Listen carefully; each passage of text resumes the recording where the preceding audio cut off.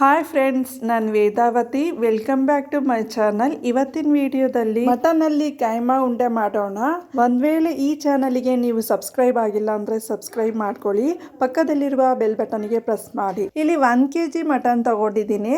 Mutton shop ಅಲ್ಲಿ ಕೀಮಾಗೆ ಅಂತಾನೆ separate ಆಗಿ ಕಟ್ ಮಾಡಿ ಕೊಡ್ತಾರೆ, ಅಂದ್ರೆ ಸಣ್ಣಕ್ಕೆ ಕಟ್ ಮಾಡಿ ಕೊಡ್ತಾರೆ. ಇದಕ್ಕೆ ಮಸಾಲ ಹಾಕಿ ಕೈಮಾ ಸಾಂಬಾರ್ ಮಾಡೋಣ. ಫಸ್ಟ್ ಇಲ್ಲಿ ವಾಶ್ ಮಾಡಿಬಿಟ್ಟು ನೀರನ್ನ ಸೋರೋದಕ್ಕೆ ಇಡ್ತೀನಿ. ಅಷ್ಟರೊಳಗೆ ಸಾಂಬಾರಿಗೆ ರುಬ್ಬೋದಕ್ಕೆ ಮಸಾಲೆ ರೆಡಿ ಮಾಡ್ಕೊಳ್ಳೋಣ. ಇಲ್ಲಿ ಮಿಕ್ಸಿ ಜಾರಿಗೆ ಮೀಡಿಯಂ ಸೈಜ್ ಅಲ್ಲಿ 2 ರಿಂದ 3 ಈರುಳ್ಳಿನ ದಪ್ಪ ದಪ್ಪಗೆ ಕಟ್ ಮಾಡಿ ಹಾಕೊಳ್ತಾ ಇದ್ದೀನಿ. ಹಾಗೆ ಬೆಳ್ಳುಳ್ಳಿ 1 ಗಡ್ಡೆಯಷ್ಟು ಹಾಕೊಳ್ತೀನಿ. ಹಾಗೆ ಶುಂಠಿ ಕೂಡ ಹಾಕೊಳ್ತೀನಿ, 1-1.5 ಇಂಚ್ ಅಷ್ಟು. ಹಾಗೆ 2 ಇಂಚ್ ಅಷ್ಟು ಚಕ್ಕೆ ಕೂಡ ಹಾಕೊಳ್ತಾ ಇದ್ದೀನಿ. ಹಾಗೆ 1-2 ಲವಂಗ ಕೂಡ ಹಾಕೊಳ್ತೀನಿ.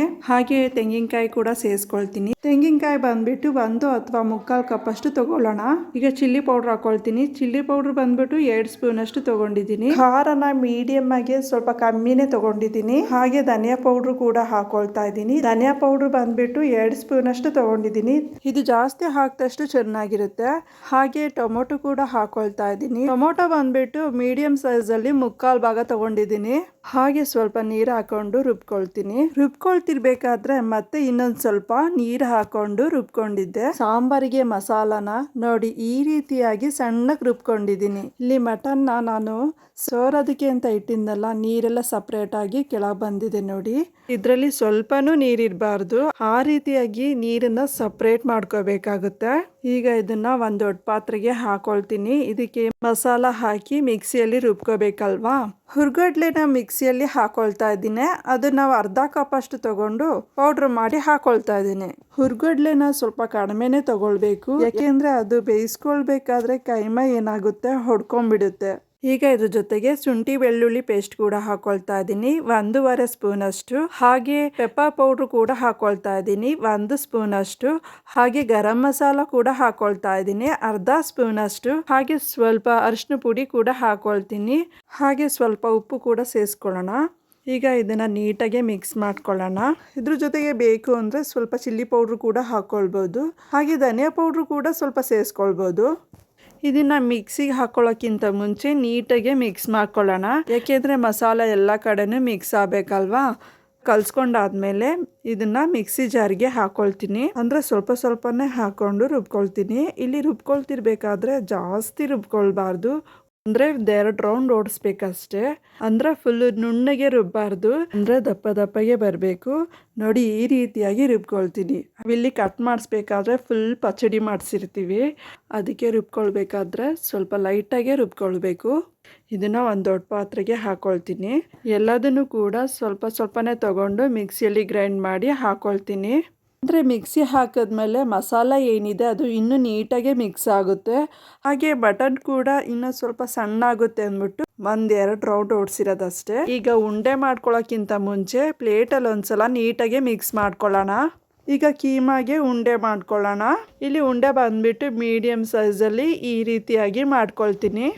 ಇಲ್ಲಿ ಉಂಡೆ ಸೈಜ್ ಬಂದು ನಿಮ್ಗೆ ಯಾವ ಥರ ಬೇಕು ಆ ರೀತಿ ಮಾಡ್ಕೋಬೋದು. ಅಂದರೆ ಸಣ್ಣಗೆ ಬೇಕು ಅಂದರೆ ಸಣ್ಣಗೆ ಮಾಡ್ಕೊಳ್ಬೋದು, ಇಲ್ಲಾಂದರೆ ಮೀಡಿಯಮ್ ಆಗಿ ಮಾಡ್ಕೊಳ್ಬೋದು. ಇಲ್ಲಿ ಮೇನಾಗಿ ಹುರ್ಗಡ್ಲೆನ ಸ್ವಲ್ಪ ಕಡಿಮೆನೇ ಹಾಕೊಳ್ಬೇಕು. ಜಾಸ್ತಿ ಹಾಕೊಂಡ್ರೆ ಉಂಡೆ ಏನಾಗುತ್ತೆ ಬೇಯಿಸ್ಕೊಳ್ಬೇಕಾದ್ರೆ ಹೊಡ್ಕೊಳ್ಬಿಡುತ್ತೆ. ಹಾಗಾಗಿ ಹುರ್ಗಡ್ಲೆನ ಸರಿಯಾಗಿ ನೋಡಿ ಹಾಕೊಳ್ಳಿ. ಈಗ ಎಲ್ಲದನ್ನು ಉಂಡೆ ಮಾಡಿಕೊಂಡು ಒಂದು ಪ್ಲೇಟಿಗೆ ಹಾಕೊಂಡಿದ್ದೀನಿ. ಈಗ ಸಾಂಬಾರಿಗೆ ರೆಡಿ ಮಾಡ್ಕೊಳ್ಳೋಣ. ಸಾಂಬಾರಿಗೆ ಅಗ್ಲಾಗಿರೋ ಪಾತ್ರೆನೇ ತಗೊಳ್ಬೇಕಾಗುತ್ತೆ. ಯಾಕೆ ಅಂದರೆ ಕೈಮಾ ಉಂಡೆನ ಬೇಯಿಸ್ಕೊಂಡು ತಿರುಗಿಸ್ಕೊಳ್ಬೇಕಾದ್ರೆ ಹೊಡ್ಕೊಳ್ಬಾರ್ದಲ್ವಾ.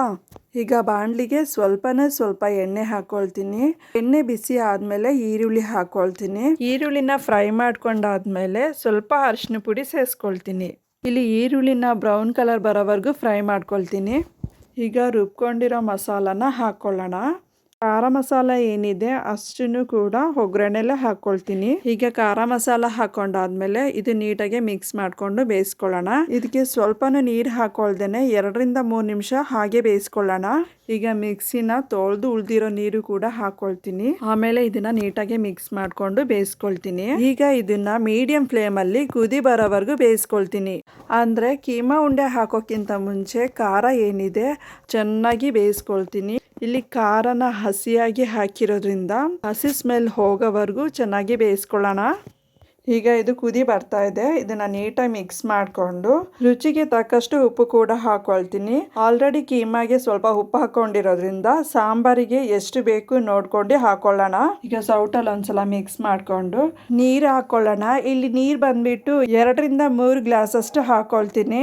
ಅಂದ್ರೆ ಸಾಂಬಾರಿಗೆ ಕನ್ಸಿಸ್ಟೆನ್ಸಿ ಎಷ್ಟು ಬೇಕು ನೋಡ್ಕೊಂಡು ಹಾಕೊಳ್ಬೇಕಾಗತ್ತೆ. ಅಂದರೆ ಮುದ್ದೆ ಅನ್ನಕ್ಕಾದರೆ ಸ್ವಲ್ಪ ತೆಳ್ಳಗಿದ್ರೆ ಚೆನ್ನಾಗಿರುತ್ತೆ. ಚಪಾತಿ ರೊಟ್ಟಿಗೆ ಅಂದರೆ ಸಾಂಬಾರು ಸ್ವಲ್ಪ ಗಟ್ಟಿ ಇದ್ದರೆ ಚೆನ್ನಾಗಿರುತ್ತೆ ಅಲ್ವಾ. ಅಂದರೆ ಇಲ್ಲಿ ನಾನು ಸಾಂಬಾರನ್ನ ಸ್ವಲ್ಪ ತೆಳ್ಳಿಗೆ ಮಾಡ್ಕೊಳ್ತಾ ಇದ್ದೀನಿ. ಅದು ಕೀಮಾ ಉಂಡೆ ಹಾಕಿದ್ಮೇಲೆ ಮತ್ತೆ ಇನ್ನೂ ಗಟ್ಟಿ ಆಗುತ್ತೆ.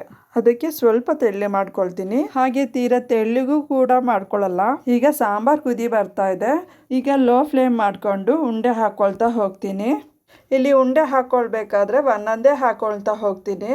ಅಂದರೆ ಒಂದೇ ಸಲ ಒಟ್ಟಿಗೆ ಹಾಕೊಳ್ಳಲ್ಲ. ಒಟ್ಟಿಗೆ ಹಾಕೊಳ್ಳೋದ್ರಿಂದ ಅದೇನಾಗುತ್ತೆ, ಒಡ್ಕೊಂಡ್ಬಿಡುತ್ತೆ. ಹಾಗಾಗಿ ಒಂದೊಂದೇ ಹಾಕೊಳ್ತಾ ಹೋಗ್ತೀನಿ. ಹಾಗೆ ಕೀಮಾ ಉಂಡೆ ಹಾಕೊಳ್ಬೇಕಾದ್ರೆ ಲೋ ಫ್ಲೇಮ್ ಮಾಡ್ಕೊಂಡು ಹಾಕೊಳ್ಬೇಕಾಗುತ್ತೆ. ಇಲ್ಲಾಂದ್ರೆ ಅದೇನಾಗುತ್ತೆ, ಉಂಡೆ ಎಲ್ಲ ಹೊಡ್ಕೊಂಡ್ಬಿಡುತ್ತೆ. ಉಂಡೆ ಎಲ್ಲ ಹಾಕೊಂಡಾದ್ಮೇಲೆ ಇದನ್ನ ಲೋ ಫ್ಲೇಮಲ್ಲೇ ಬೇಯಿಸ್ಕೊಳ್ತೀನಿ. ಹಾಗೆ ಇದ್ರ ಮೇಲೆ ಕರೆಕ್ಟಾಗಿ ಮುಚ್ಚೋಂಥ ಪ್ಲೇಟನ್ನ ಮುಚ್ತೀನಿ. ಇದನ್ನ 10 ನಿಮಿಷ ಬೇಯಿಸ್ಕೊಳ್ತೀನಿ. ಆಮೇಲೆ ಮಧ್ಯದಲ್ಲಿ ಮುಚ್ಚಳನ ಓಪನ್ ಮಾಡಿಬಿಟ್ಟು ನಿಧಾನಕ್ಕೆ ಸೌಟಲ್ಲಿ ಒಂದ್ಸಲ ತಿರುಗಿಸ್ಕೊಂಡ್ಬಿಡ್ತೀನಿ. ಏಕೆಂದರೆ ಮೇಲ್ಗಡೆ ಭಾಗ ಏನಿದೆ ಕೆಳಗಡೆ ಹೋಗಿ ನೀಟಾಗಿ ಎಲ್ಲ ಕಡೆನೂ ಬೇಯಿಸ್ಕೋಬೇಕಲ್ವಾ. ಹಾಗೆ ಮತ್ತೆ ಮುಚ್ಚಳನ ಕ್ಲೋಸ್ ಮಾಡಿಬಿಟ್ಟು ಮತ್ತೆ 10 ನಿಮಿಷ ಬೇಯಿಸ್ಕೊಳ್ತೀನಿ. ಮತ್ತೆ 10 ನಿಮಿಷ ಆದಮೇಲೆ ಮುಚ್ಚಳ ಓಪನ್ ಮಾಡಿಕೊಂಡು ಸೌಟಲ್ಲಿ ಒಂದ್ಸಲ ನೀಟಾಗೆ ಮಿಕ್ಸ್ ಮಾಡ್ಕೊಳ್ತೀನಿ. ಕೈಮಾ ಉಂಡೆ ಏನಿದೆ ಚೆನ್ನಾಗಿ ಬೆಂದಿದೆ, ಎಲ್ಲೂ ಹೊಡ್ಕೊಂಡಿಲ್ಲ. ಇಲ್ಲಿ ಉರುಗಡ್ಲೆ ಮತ್ತು ತೆಂಗಿನಕಾಯಿ ಏನಿದೆ ಅದನ್ನು ನೋಡಿ ಕರೆಕ್ಟಾಗಿ ಹಾಕ್ಕೊಳ್ಳಿ, ಏಕೆಂದರೆ ಹೊಡ್ಕೋಬಾರ್ದು ಅಂತ ಹೇಳ್ತಾ ಇದ್ದೀನಿ. ಈಗ ಲಾಸ್ಟಿಗೆ ಕೊತ್ತಂಬರಿ ಸೊಪ್ಪು ಕೂಡ ಹಾಕ್ಕೊಳ್ತಾ ಇದ್ದೀನಿ.